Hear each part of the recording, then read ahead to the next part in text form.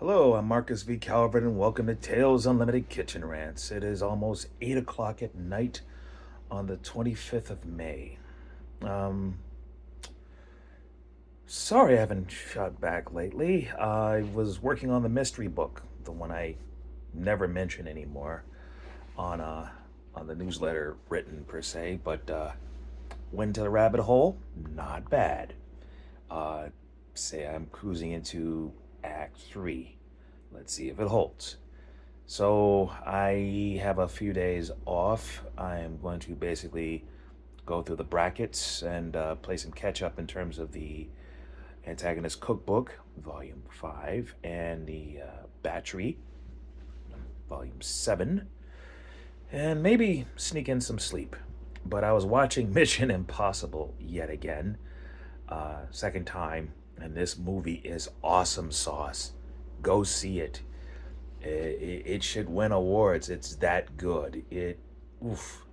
If you like Mission Impossible 5, Mission Impossible 6, this is up there. This is crazy up there. Seventh one was good, right? But 8 was special. All right. Last bracket. This will be bracket number 3.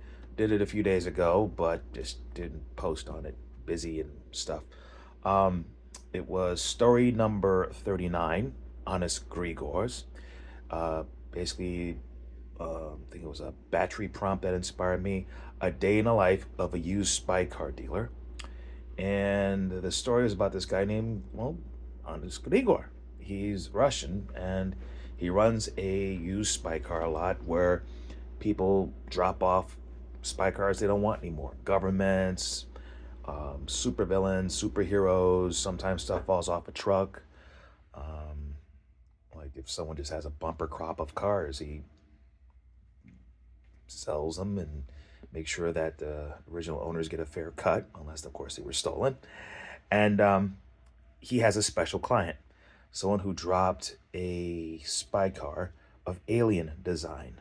Oh yes, there was another prompt involving a stranded alien who ends up on Earth with bits of his ship to keep him company, and he is so smart and also such a darn good driver that he basically builds a getaway car based on parts of his ship and becomes an ace level getaway driver. So combine that with a used spy car dealer, and you have a vehicle that is kind of alive and hungry.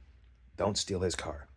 And Rigor was paid top dollar just to keep it clean, keep it safe. Built a garage for it. That's how much money he was paid. And then someone comes along and tries to steal it for an intriguing set of reasons. So that's Honest Grigors. The competitor in bracket number 3 was story number 50 called The Meat Puppet. Imagine you're a little baby in a maternity wing and a hitman slips in to kill somebody and almost shoots you and realizes, oh, wrong baby. And he sneezes on you and goes off, kills somebody else, gets the job done. Turns out the hitman not only is of alien origin, but made up entirely of nanites. So when he sneezed on you, he kind of formed a symbiotic bond. Basically turned you into a backup body. A few years later, you're growing up. That's actually I think it was like you're in your like grade school years, like 8 to 10, something like that. He gets killed, and the nanites that have been lurking dormantly in your brain kick in, and they take over. And from that moment on, you're its meat puppet. And it works for an alien mob, one of 2, that basically run all crime on the planet, like indirectly and all. And they don't like each other. They're beefing, and um, this poor guy is just trapped, a complete puppet of these nanites, and he does hits. He does all sorts of horrible things in the name of a mob he can't stand. And one day, one special day, he gets loose. And the AI that was running him, the nanovirus, is like, please let me regain control. And he's like, never again. As a matter of fact, I'm going to get even with your entire mob. I'm going to kill you all, and I'm going to get your rivals to help me. And he sets a meeting. So basically, those were the two. Um, I'm going to give this one to Honest Grigors because Meat Puppet has a warped little plot hole. Just the idea that nanite hitman would sneeze doesn't work.